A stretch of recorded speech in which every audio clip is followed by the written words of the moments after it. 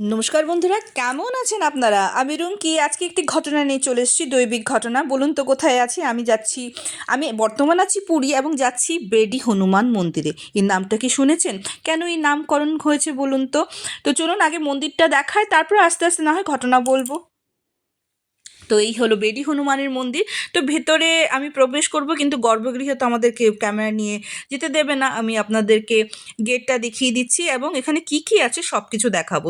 Actually বেডি হনুমান মন্দির, কেন এটাকে বেডি হনুমান মন্দির বলা হয় সেটা হলো, এখানে নাকি স্বয়ং জগন্নাথ হনুমানজিকে শেকল দিয়ে বেঁধে রেখেছেন। কেন বেঁধে রেখেছিলেন বলুন তো?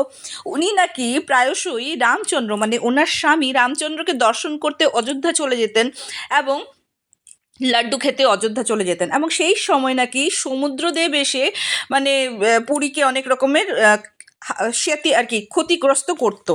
তো তাই জগন্নাথ দেব বললে, দাঁড়াও, তোমাকে আমি শেকল দিয়ে বেঁধে রাখবো সো দ্যাট তুমি আর কোথাও নড়তে চড়তে না পারো। তাই ওনাকে নাকি বেড়ি দিয়ে বেঁধে রাখা হয়। তো তারপর থেকে এই হনুমান মন্দিরের নাম হলো বেডি হনুমান মন্দির।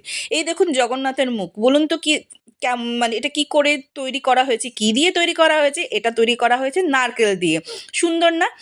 কত রকমের বই ছিল, আমিও নিয়েছি, ফ্রিজ ম্যাগনেট নিয়েছি।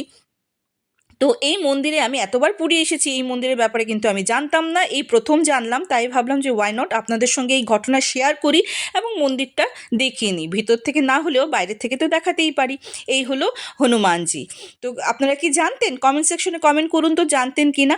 আরও অনেক রকমের জিনিস ছিল, আপনারা ইজিলি কিনতে পারেন। এবং সবচেয়ে থেকে মজাদার যেটা লেগেছে সেটা হলো, মানে কি বলবো, এত ছোট ছোট মূর্তি কিন্তু এত ডিটেলিংয়ে কাজ করা, মানে আমি কি বলবো আর কি।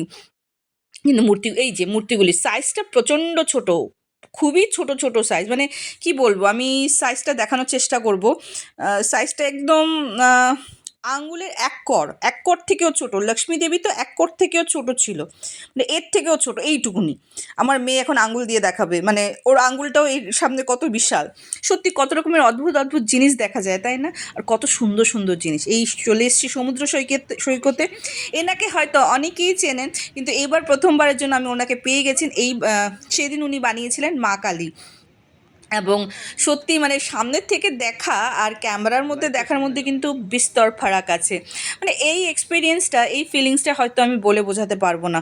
মানে উনি যে কত কষ্ট করে এটা বানিয়েছে, প্রায় 3-4 ঘন্টা ওনার লেগে যায়। আর উনি সবাইকে দেখাচ্ছিলেন, যখন বানাচ্ছিলেন তখনও অনেকে দেখেছেন যে আমি জিজ্ঞেস করেছি কতক্ষণ লাগে, উনি বললেন 3-4 ঘন্টা লাগে। মানে কি বলবো, অদ্ভুত। আমি তো সামনে গিয়ে দেখতে চলে গেছি। মানে এটা সত্যি একটা দারুণ একটা আকর্ষণের বিষয় কিন্তু। তো যিনি বানিয়েছেন সেই শিল্পীকে না দেখালে হবে বলুন? তো শিল্পীকে তো দেখাতেই হবে। আমি বলছি, আপনি আমাকে লাইটটা দিন, আমি ধরছি, আপনার মুখটা তো দেখাই। আপনি এত কষ্ট করে এই সুন্দর মায়ের মূর্তি তৈরি করেছেন। আপনারা বলুন তো আপনাদের কেমন লেগেছে? কমেন্ট করুন। চলুন, খুব তাড়াতাড়ি দেখা হবে। টাটা।